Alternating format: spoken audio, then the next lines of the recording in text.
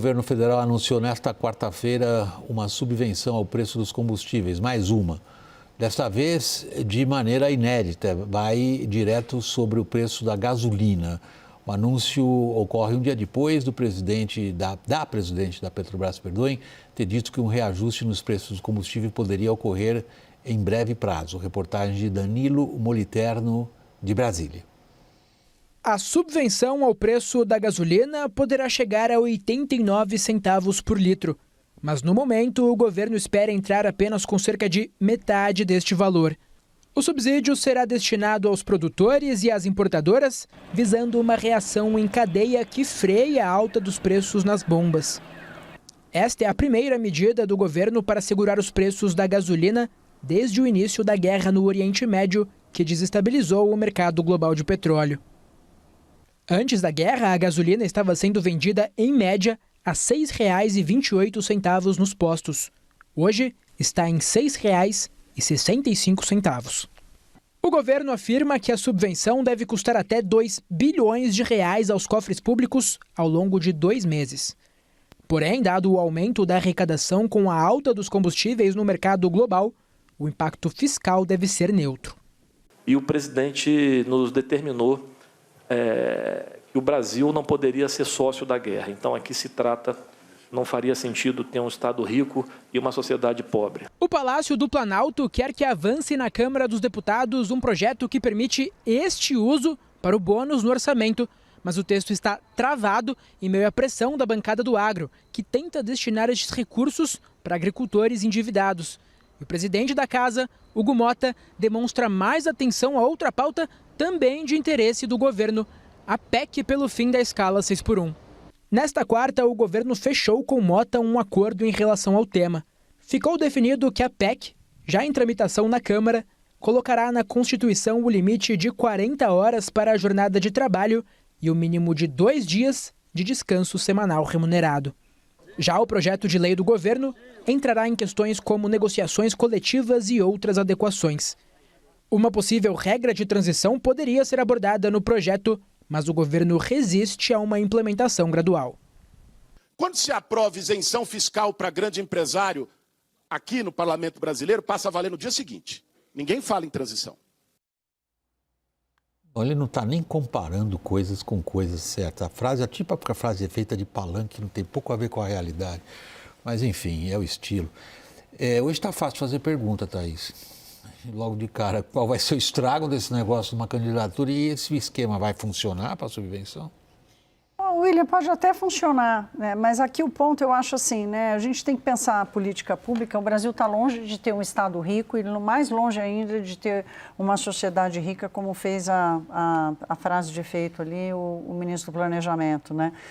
O Estado brasileiro está longe de ser rico, a política pública tem que ser muito focalizada, porque a gente tem sim pessoas de baixa renda, de baixíssima renda, já sofrendo, por exemplo, com a inflação dos alimentos ou dos transportes em função dos combustíveis. Quando você faz subsídio para gasolina, você está financiando os ricos, o andar de cima, que o governo petista elegeu como seu inimigo, né? O inimigo do povo, os mais ricos do país. Ora, está subsidiando gasolina para os mais ricos e não focando a política pública para quem precisa, se for o caso, né, no caso brasileiro.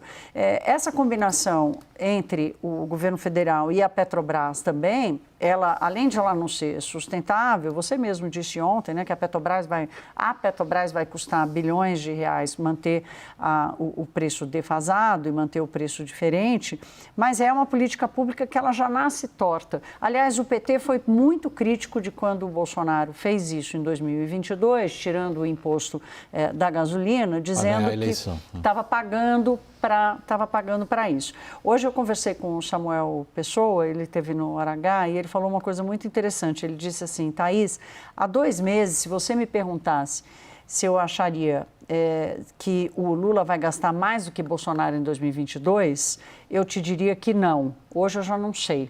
E ele fez a conta para mostrar que Dilma Rousseff gastou em 2014 mais do que Bolsonaro em 2022. E o Lula está correndo para bater, quem sabe, o recorde da Dilma. Deixa eu passar para você agora praticamente o mesmo tipo de abordagem que a gente teve no caso, agora no primeiro segmento do programa, Léo, sobre o estrago em uma campanha, estávamos nós à questão do Flávio Bolsonaro. Qual é o estrago antecipado que o comando do PT faz sobre o impacto da guerra e da inflação na campanha do Lula? Existe essa avaliação? Há um fator aí de enorme imprevisibilidade que é a própria guerra. Sim, exato. Olha, o Brasil hoje está a serviço do projeto da reeleição, né? Acho até difícil chamar algumas dessas coisas de políticas públicas, né? Porque elas não têm outro objetivo que não seja segurar um determinado nível de popularidade eleitoral.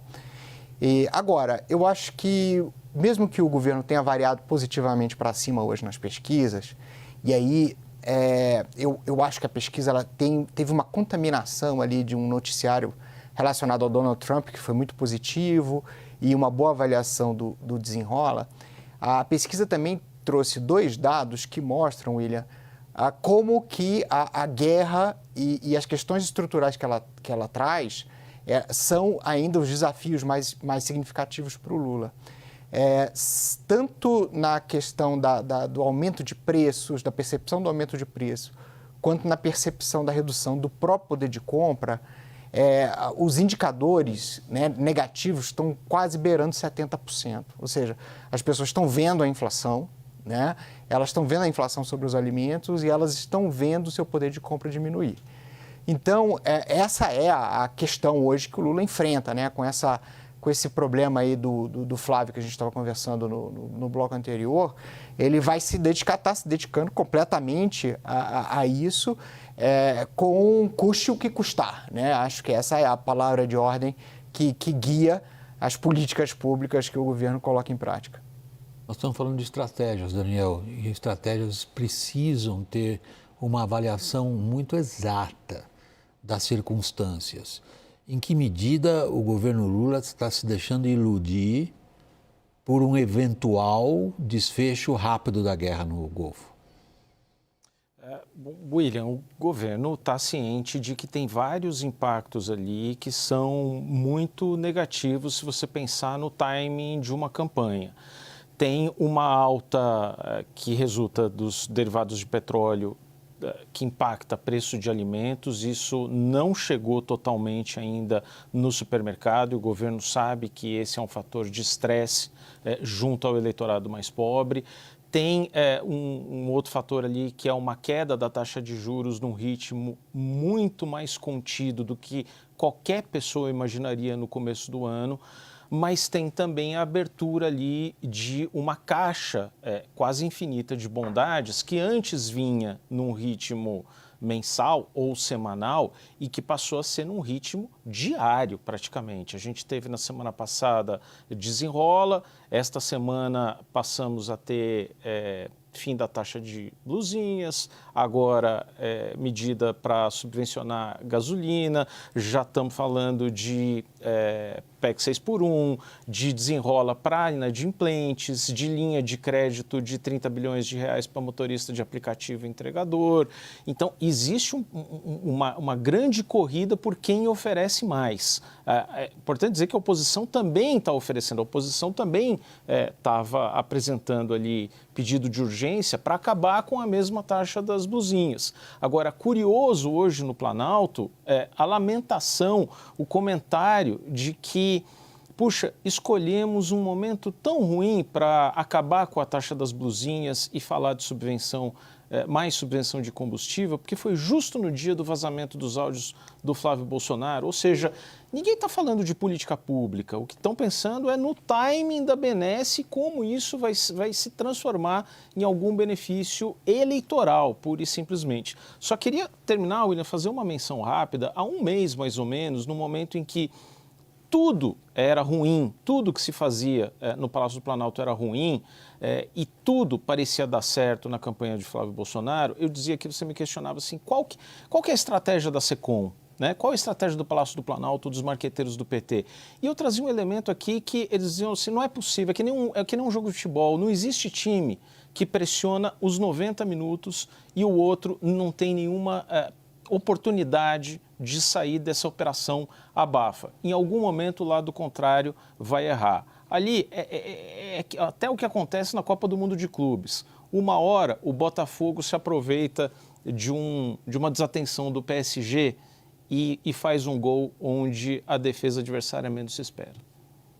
A campanha do Flávio também tinha essa percepção de que poderia ter algum erro, mas não se imaginava que seria algo que viesse dele, né? Mas algo que viesse, por exemplo, de uma Carla Zambelli, 2026, algo nessa linha, né? Que pudesse afetar a campanha. Desculpa, William. Não, é boa a suposição que você está colocando na mesa, porque é extraordinário quem quer ser candidato à presidência da República esconder da própria campanha um tipo de assunto como esse. Tanto é que hoje ele foi praticamente interrogado pelo pessoal da campanha. Escuta aqui, tem mais? Sim. Porque se você tem uma conduta desse tipo, querendo ser candidato à presidência da República, achando que no escândalo tóxico como esse, você pode passar incólume, realmente é uma falta de visão do processo político que a gente se assusta com quem quer ser candidato. Se ele quer ser candidato a um cargo proporcional é uma coisa, mas o cargo executivo, que é o que ele está disputando, é outra conversa. Agora, voltando à questão do Lula, há um horizonte aí que não é cronológico, eu acho, que é psicológico do ponto de vista de uma campanha eleitoral. Como o Daniel vinha trazendo, essa famosa caixa de ferramentas, ele jogou um monte em cima. Elas têm um prazo de validade, inclusive, do efeito que elas produzem. Teriam sido usadas muito cedo? Não, William, eu vejo, e sempre falo isso aqui também, o PT, o Lula e o Palácio do Planalto atual, eles são extremamente profissionais, eles são frios, eles têm uma fórmula e uma receita de ganhar a eleição, estando no governo. Estando no governo, ganharam em 6, 10 e 14. Estando na oposição, ganharam em 2002, do Fernando Henrique, do Serra, no caso, e ganharam agora do Bolsonaro. E essa receita eles estão seguindo à risca. O que eles fizeram foi antecipar a receita por N motivos. Porque a crise se antecipou, porque apareceu uma guerra no meio, porque o Lula 3 entrega menos que o Lula 2 e o Lula 1, porque tem uma crise de imagem, de um desgaste em relação ao lulismo, a faixa etária dele, tem um debate de etarismo e tudo mais. Eles anteciparam essa receita. Então aparece o problema, eles abrem a caixa de ferramentas e aplicam. Fizeram isso hoje, não é a primeira medida contra os impactos da guerra, fizeram isso na questão do endividamento e vão continuar fazendo o quanto puderem, se possível ultrapassando a Dilma em 14, ultrapassando o Bolsonaro em 22. Porque é óbvio, eles olham o histórico e falam, fizemos isso em 5, em 5 não, porque tinham campanhas que eles eram oposição. Mas essa fórmula dá certo no psicológico petista. E dá certo porque o resultado é que dá certo. Então, o máximo que eles puderem esticar essa corda, eles vão esticar. E aí cuida de conta em 2027, aí é outra coisa. 2027 resolve em 2027. William, só para fechar rapidamente mesmo, o mercado financeiro hoje reagiu negativamente, o dólar subiu bastante, mas o que chamou a atenção foi a reação dos juros futuros para o ano que vem acima de 14%. Ou seja, o espaço para redução dos juros, não só em função da guerra ou da inflação aqui, ele vai diminuir e isso vai gerar custo para Lula.